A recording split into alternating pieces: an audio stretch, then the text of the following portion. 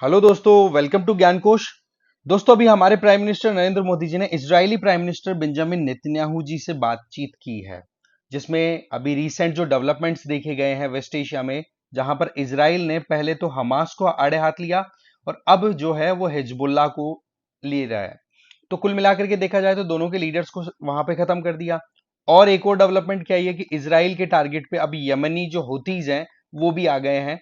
अब यहां पर हमें देखना है कि हमारी तरफ से क्या स्टेटमेंट गए हैं। जैसे कि कल मैंने एक वीडियो बनाया था, आपने देखा होगा, जिसमें हमारे देश में कश्मीर में प्रोटेस्ट हुए थे। बट एक्चुअल में जब शाम तक पूरी न्यूज अच्छे से क्लियर हुई तो पता पड़ा कि कश्मीर में ही नहीं, आप देखोगे कि उत्तर प्रदेश के लखनऊ में भी, कानपुर में भी प्रोटेस्ट देखने को मिल रहे हैं। वो ये कह रहे हैं कि भाई लेबनान में जो कुछ भी हो रहा है वो बहुत गलत है, और एक नसरल्ला को अगर आप इजराइल के जूज ने मारा है तो अब हर घर से एक नसरल्ला निकलेगा। अब यहां पर मुद्दा ये आ जाता है कि प्राइम मिनिस्टर नरेंद्र मोदी जी से कश्मीर के लीडर्स के द्वारा और बहुत सारे जो इस्लामिक लीडर्स हैं, ठीक है, उलेमाज हैं, उनके द्वारा एक स्टेटमेंट दी गई कि प्राइम मिनिस्टर मोदी को कुछ प्रेशर करना चाहिए बेंजामिन नेतन्याहू पे, और रोकना चाहिए जो इन्वेजन करने की बात हो रही है, स्पेसिफिकली वो कि जैसे कि एयर स्ट्राइक करके तो चलो नसरल्ला को खत्म कर दिया, बट अब जो है इसराइल ने ये डिसाइड कर रखा है कि वहां पर जो लेबनान के जो लोकल्स हैं उनको ये कह दिया कि भाई आप अपनी जान बचा करके निकल लो यहां से, और हम लोग अब जो है ग्राउंड इन्वेजन करने वाले हैं। तो ऐसे में इस ग्राउंड इन्वेजन को लेकर के फिर अब बातचीत हुई है हमारे प्राइम मिनिस्टर मोदी जी और उधर से बेंजामिन नेतन्याहू जी के बीच में। और एक चीज मैं बता दूं, ये जो मीटिंग होनी थी, वैसे तो ये फोन पे बात हुई है, बट ये मीटिंग होनी थी एक्चुअल में यूनाइटेड नेशन जनरल असेंबली के साइडलाइन में। बट होता क्या है कि जिस तरीके से इसराइल की टेंशन्स बढ़ी हुई थी, तो बेंजामिन नेतन्याहू वहां पर यूएसए पहुंचने में लेट हो गए। तो ऐसे में वहां पर इनकी फेस टू फेस बातचीत ना होकर के अभी फोन पे बातचीत हुई है, जिसमें प्राइम मिनिस्टर मोदी जी का ये कहना है कि देखो, टेररिज्म का हमारी इस दुनिया में कोई स्थान नहीं है। और सबसे इंपॉर्टेंट चीज कि वेस्ट एशिया में जिस तरीके की एस्केलेशन अभी बढ़ी हुई है, टेंशन बढ़ी हुई है, उनको रोकना बहुत ज्यादा जरूरी है, नहीं तो फिर ये टेंशन ज्यादा बढ़ने से बहुत ज्यादा मुश्किलें हो जाती हैं। आपको बता दूं, हम बहुत हद तक वेस्ट एशिया पे डिपेंडेंट है अगर हम एनर्जी सिक्योरिटी की बात करें। इसके अलावा जब यूरोप से ट्रेड की बात भी करें तो सुएज कैनाल से होकर के जाता है, आपको ध्यान है।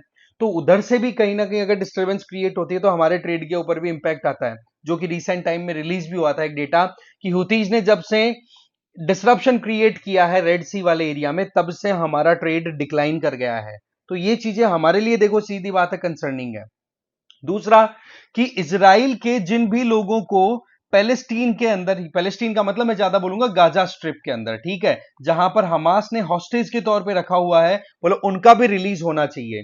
तो इसका एक ही तरीका है कि हम एफर्ट करें, और इंडिया बिल्कुल इस चीज को लेकर के अपनी तरफ से रेजोल्यूट है, या फिर अपना रेजोल्यूशन एकदम क्लियर किया हुआ है कि हाँ भाई, हम पीस एंड स्टेबिलिटी इंश्योर करने के लिए पूरे एफर्ट्स करेंगे। और इसी बात को लेकर के बेंजामिन नेतन्याहू जी से बातचीत भी हुई है। अब देखो, ये डेवलपमेंट बहुत ज्यादा इंपॉर्टेंट हो जाती है, क्योंकि एक तरफ तो Benjamin Netanyahu United nation general assembly में जब उनका स्पीच होता है, तो जो मेन, आप कह सकते हो, पावर है इन सारी लड़ाइयों के पीछे, मेन जो जड़ है, दैट इज ईरान। तो ईरान को तो सीधा स्टेटमेंट दे दिया, पर्टिकुलरली खमेनेई को, जो रिलीजियस लीडर है ईरान का। तो क्या कह दिया कि भाई आप कितना ही छुप लो, आप भी टारगेट पर हो, ठीक है। और जैसे नसरल्ला का असैसिनेशन लेबनान में हुआ, तो उसका परिणाम क्या हुआ कि खमेनेई जो है वो खुद ने अपनी लोकेशन जो छुपा ली, दूसरी जगह शिफ्ट हो गया और अंडरग्राउंड है अभी।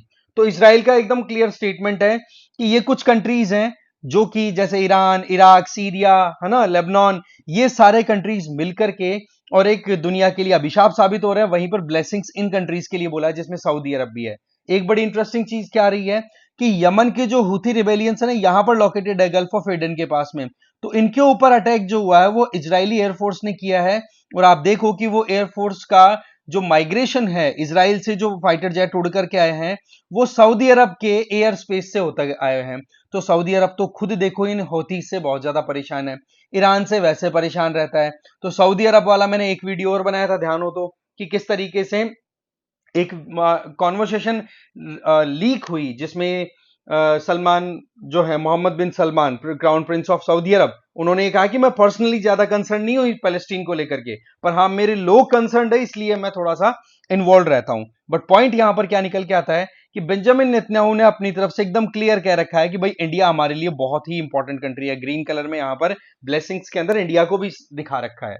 अब देखो यहां पर प्राइम मिनिस्टर मोदी जी की जो बातचीत हुई है वो तो देखो मैटर करती है कि यहां शांति स्थापित करना जरूरी है, बट वहीं पर आप देखो कि बेंजामिन नेतन्याहू क्या है, फेस टू फेस बातचीत नहीं हुई, और यूएनजीए की जो समिट थी उसी समिट के साइडलाइन में न्यूयॉर्क में हमारे प्राइम मिनिस्टर नरेंद्र मोदी जी मिलते हैं पैलेस्टीनियन अथॉरिटी की तरफ से, जो मोहम्मद अब्बास करके उनके जो प्राइम मिनिस्टर है उनसे। अब यहां पर इक्वेशन थोड़ी सी उलझती है। कैसे कि देखो पैलेस्टीनियन टेरिटरी की अगर बात करें तो एक तो ये आपका वेस्ट बैंक है जो कि डेड सी के और जॉर्डन रिवर के वेस्टर्न कोस्ट की तरफ लोकेटेड है, और एक आपका गाजा स्ट्रिप। अब यहां पर आप देखते हो ना कि वेस्टर्न बैंक के ऊपर तो पैलेस्टीनियन अथॉरिटीज हैं वो रूल कर रही हैं, और गाजा स्ट्रिप पर है वो हमास का रूल अभी चल रहा था। मैं था इसलिए बोल रहा हूं कि बहुत हद तक एकदम खत्म कर दिया, वाइप आउट कर दिया है हमास को, और इसराइल का सीधा टारगेट है कि गाजा स्ट्रिप को अब खत्म ही कर देना है। ठीक है, और लेबनान वाला तो आपको पता ही है कि हिजबुल्लाह को लेकर के साउथ लेबनान में किस तरीके से स्ट्राइक्स कंडक्ट की जा रही है इसराइल के द्वारा। अब यहां पर मुद्दा यह आता है कि एक तरफ तो पैलेस्टीनियन अथॉरिटीज है, दूसरी तरफ हमास है। अब हमास और हिजबुल्लाह इनको तो देखो टेररिस्ट ऑर्गेनाइजेशन के तौर पे डिक्लेयर किया हुआ है दुनिया में, राइट। वहीं पर पैलेस्टीनियन अथॉरिटीज जो हैं वो भी मोर और लेस अरब मुस्लिम्स को लीड कर रही हैं।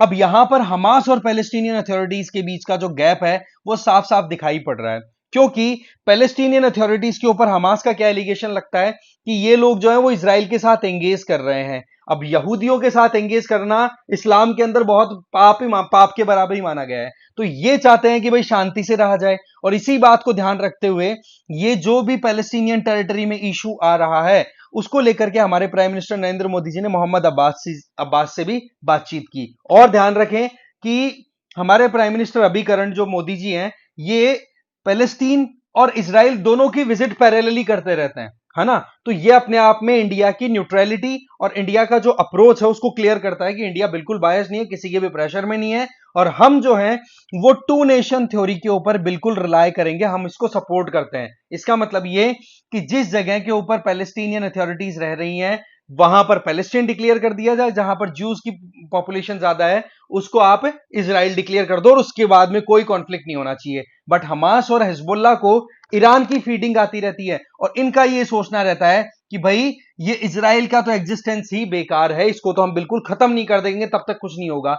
इसलिए फिर इजराइल ने भी अप्रोच बना रखी है कि जब तक हम लड़ेंगे नहीं तब तक हमारा सर्वाइवल भी पॉसिबल नहीं है।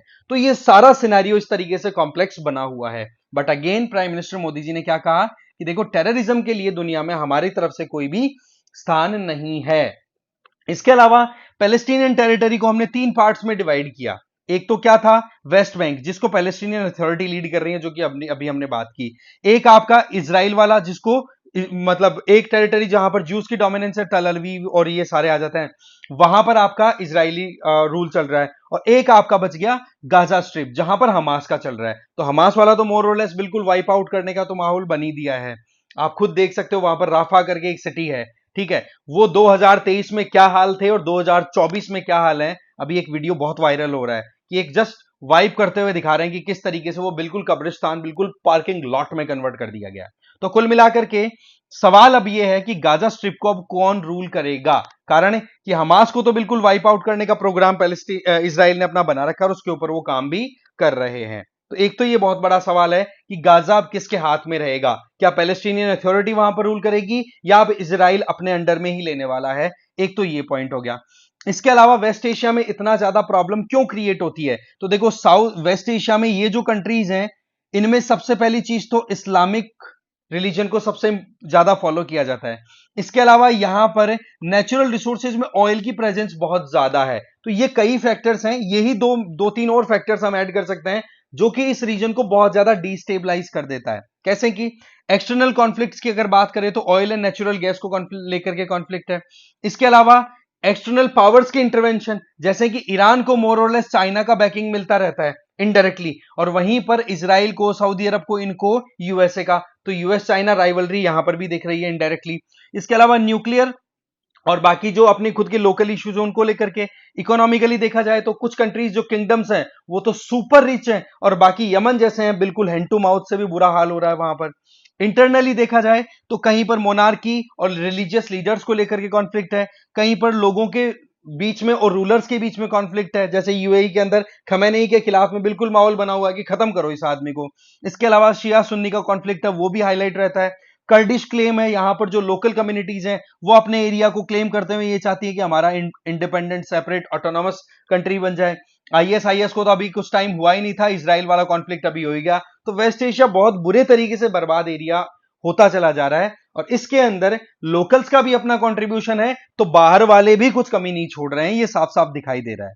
इसके अलावा अरब जूस कॉन्फ्लिक्ट, शिया सुन्नी कॉन्फ्लिक्ट, है ना। इसके अलावा वाटर को लेकर के इश्यू आता रहता है, और रही सही में नॉन स्टेट एक्टर्स का भी राइज हुआ, जैसे कि हमास, हिजबुल्ला, ठीक है, अलकायदा, तालिबान, मुस्लिम ब्रदरहुड, मैदी आर्मी, पता नहीं कितनी लंबी लिस्ट है टेररिस्ट ऑर्गेनाइजेशंस की जो कि यहां पर फ्लोरिश होते चले जा रहे हैं। तो ये सारा सिनेरियो इस एरिया को बहुत ज्यादा डिस्टेबलाइज कर देता है। ठीक है, तो ये एक अपडेट आई थी जो हमें देखने की जरूरत थी। अब देखो, जाते जाते आप लोगों के लिए सवाल है, ये यूपीएससी ने पूछा हुआ है, मेडिटेरेनियन सी से कौन कौन से कंट्रीज अपनी बॉर्डर शेयर करते हैं, बताओ भाई इसका आंसर कमेंट बॉक्स में। ठीक है, तो देखो इस वीडियो में इतना ही था। एक और इंटरेस्टिंग टॉपिक के साथ मिलते हैं नेक्स्ट वीडियो में। Thank you.